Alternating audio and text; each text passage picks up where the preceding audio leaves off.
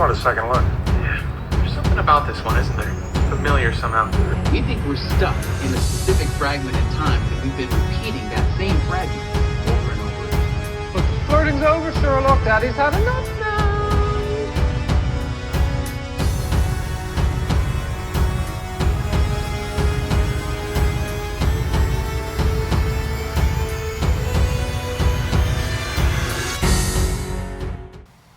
Hello, welcome to You've Seen It Before, TV Reviews Connection to Mind. Miss Marvel is the latest MCU series to drop on Disney+. All 6 episodes of the first season are available on that streaming service. It is directed by the directing duo Adil and Bilal, I believe that's how you pronounce it. And this really focuses on Iman Vellani as Kamala Khan, a teenage girl who lives in Jersey City, and growing up with a, dealing with all the things that a teenage girl has to deal with, overbearing parents who are desperately out of touch with what the teenagers want, and also can't understand her massive fangirl obsession with Captain Marvel's Carol Danvers. When she finds a bangle that's been passed down from her family that gives her extraordinary powers, she now has to deal with how does she use that power while at the same time dodging a foe that desperately wants to use her for their own gain, and also the government that wants to restrain her at all costs. Now, this video review will contain spoilers of Miss Marvel as well as some other things. I'll be doing my spoiler-free thoughts first and foremost, so there'll be some so don't worry, the spoiler talks will be after I give my rating, but just so you know, there will be spoilers later on in this review. First and foremost, let's get into some spoiler-free talk on Miss Marvel. Is it a good MCU show? Is it just a good show in general? Is it worth that Disney Plus subscription? I would say this is along the same vein as Moon Knight as far as an MCU Disney Plus show goes, where you don't need to know that much about the MCU as a whole, although Miss Marvel has way more connective tissues and references to the MCU as a whole. Yeah, but you don't. It's not necessary. It's not really necessary for you to enjoy the show as a whole, because really the show really hinges on Iman Vellani's performance as Kamala Khan, and she does a fantastic job in this series. She's just a very likable and charming actress, and she really conveys that adorable side of Kamala, as well as when an emotional beat hits, and you really do feel for this character. She does a really good job of conveying these things, and there's some heavy, family history going on down with this. I don't know a ton about the partition of India in the 40s, but that whole ramifications of that plays very heavily into this series, and I think the series does a good job of showing that, especially from a lot of the production team behind this, and the actors and actresses in front of the camera are of India and Pakistani heritage, so they are able to they know how to channel the story better than than a lot of people would, and I wouldn't say stop here if you want to learn more about the partition of India. Watch this movie, watch this series, and stop there. That's all you need to know. No, this is definitely a good launching point. That I want to learn more about this. Where do I and it spurs that interest in it. And I think that's a very important thing to spur interest in, as well as another touch point in this series is the treatment of Muslim American culture in America, how they adapted, especially in the neighborhoods across the country. This obviously focuses on Jersey City and that whole area, but also it doesn't shy away from the fact that Muslim Americans have not been treated the best in America, especially in a post 9/11 world, and it delves into their side of the things, and again, a very important thing to touch on. Whether it always lands the best is another question, but again, I give the series credit for touching on those subjects in a way that doesn't feel preachy or condescending, which a lot of other movies and shows have done that sort of thing and been very heavy-handed with it. This one, I think it does the right amount of, and that is to the show's credit. What I think this show what lets the show down is the pacing of the show is a little bit out of whack, just because there's long stretches where we deal with Kamala and her family and their benefit, and that's all fantastic. And then action scene happens, and it happens in a very compressed time frame. It's like, oh yeah, here's going on, and then a lot of things being thrown around and established, and then an episode can end. It's like, oh hey, we're suddenly doing this. What's happening? And then we just kind of zip off to the next thing, and that can be very distracting, I think, and at least for me. And another thing, this is more of a personal thing, but this series is very much geared towards a younger demographic, very much a teenagers and under demographic, similar in ways to Tom Holland's Spider-Man movies, but even more so in this one. And there are certain things in here that especially the teenage conflicts that goes along with this.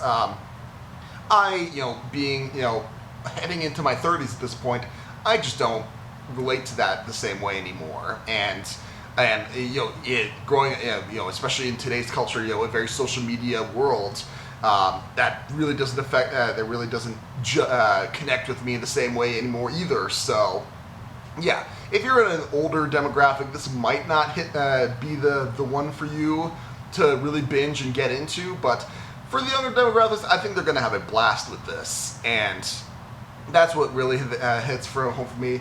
But there's also some issues that I have with the last episode, which, again, this is sort of a common issue with MCU shows on Disney Plus, where the finales, they more often than not miss than they do hits. And while this one does a better job of it doesn't necessarily it has a big CGI fight fest at the very end, but that's not the main focus of the conflict in that story. And I think that's what makes it stand out better than some of the other CGI battle, fist fights at the very end of a Disney Plus series. But it still has those issues, and I think that does drag things down, especially in the finale. And there's also some, no, these would be too spoilers, but there's two things at the very end that, one is a reveal that's, again, I know why Disney put it in there, but in the context of the story, it really makes no sense as to why they're reacting the way they are. And there's also the mid-credit scene at in the finale that really, we'll get into that in spoilers, but I have some issues with it. But overall, this is a series that I think if you're in the younger demographic, you're going to get a lot more out of it than even the older fans.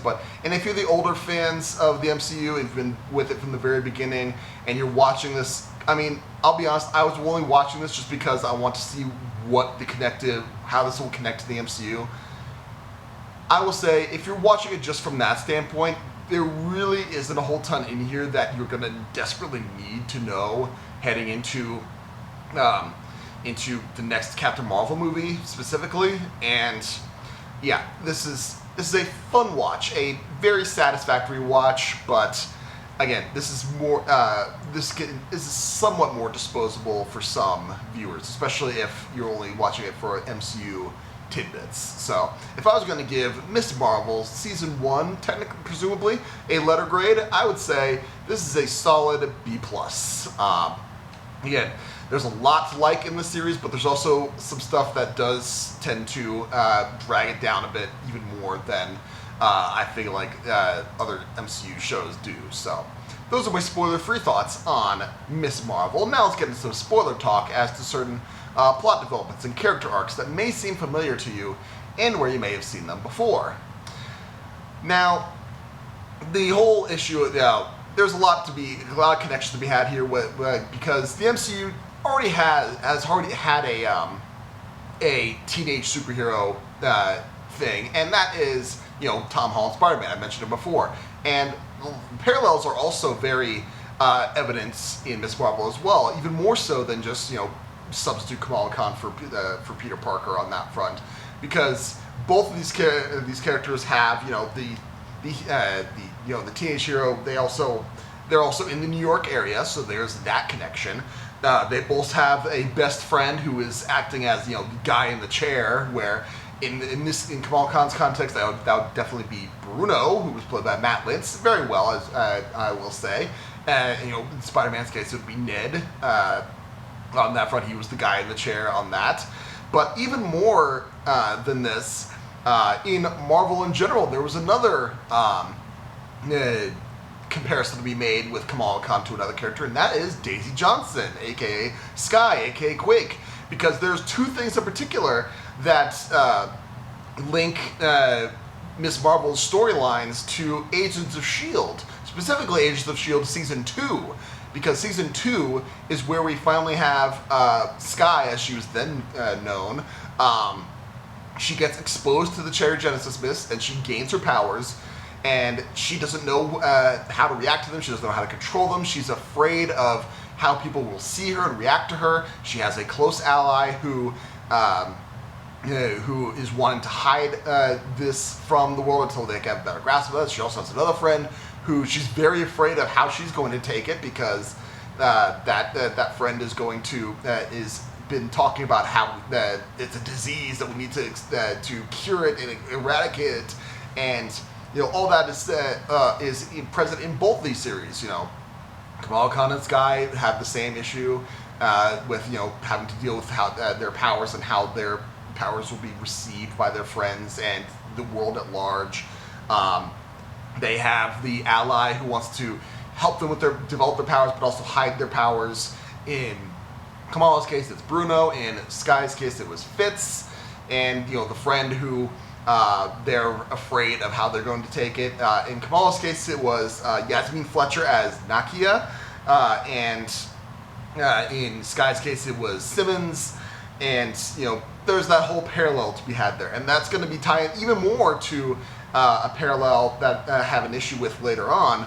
But another issue, tangentially related, but also related to Agents of S.H.I.E.L.D. Season 2, is that the mid-credit scene in Ms. Marvel, where we see Kamala's bangles start to glow, and she's like, what's going on? And then she gets basically sucked into her closet through the door, and then suddenly, Carol Danvers is there. It's like, what's going on there? So that is a point of comparison with the season finale of Agents of S.H.I.E.L.D. Season 2, where Simmons gets sucked in by the monolith, and it's like, what happened to Simmons? Where'd she go?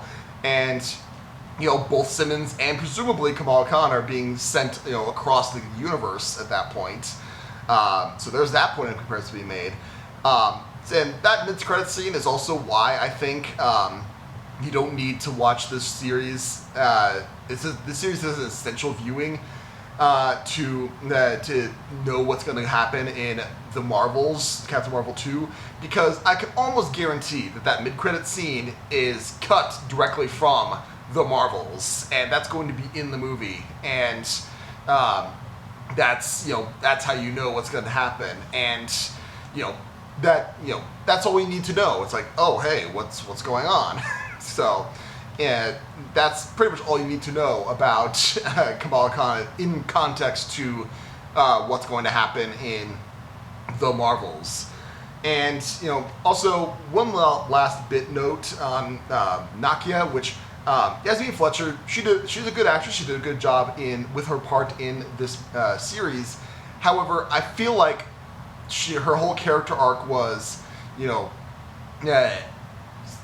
verbalizing the commentary on how Muslim Americans are treated in America, how Muslim women are treated even inside the church there, and then to be another warm body to show up at the finale of the showdown at the school, and that's about it. And I feel like that's a disservice to her character, because they have that one moment at the very end where Kamala and Nakia are expressing their feelings, and then they hug and make up.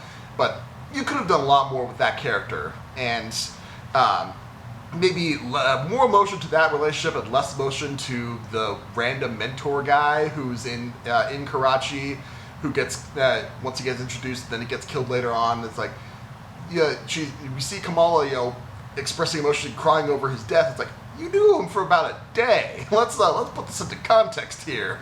And in screen time in the series, that's like maybe what, 10 minutes worth of screen time with this guy? It's like, let's keep our priorities straight here. So that was the main point of comparison that I made with what came before. But what did you think of Miss Marvel? Did you like it? Did you not like it? What about my analysis? Do you agree, disagree? Did I miss anything? Let me know in the comments down below. Thank you so much for watching. I appreciate whatever audience I can get. Be sure to look for my other reviews on my channel, such as my other TV review that is for Star Trek Strange New Worlds, which should be up here shortly, as well as my next movie review, which will be for Bullet Train, which comes out August 5th.